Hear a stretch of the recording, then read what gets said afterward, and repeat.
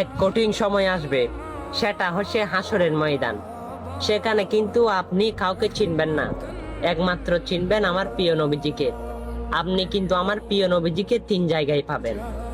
প্রথম জায়গায় হচ্ছে যখন আপনাকে ফেরেশতারা আপনার পাপ সম্পর্কে যখন মাপ দেওয়া হবে, সেই মিজানের পাল্লায় আপনাকে তোলা হবে। আর আপনি যদি গুনাহগার হন, সেই পাল্লা কিন্তু ভারী হবে।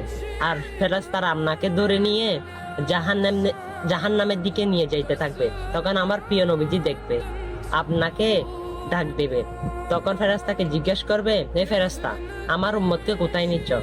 ফেরেশতারা বলবে, ইয়া রাসূলুল্লাহ, তার পাপ কিন্তু বেশি, তাই তাকে জাহান্নামে দিচ্ছি। তখন আমার প্রিয় নবীজি আপনাকে আবার নিয়ে আসলো, এসে মিজানের পাল্লায় তুললো। আমার প্রিয় নবীজির আঙ্গুলটা আপনার পাল্লার মধ্যে দিল, আপনার নেকির পাল্লা ভারী হয়ে গেল। হ্যাঁ,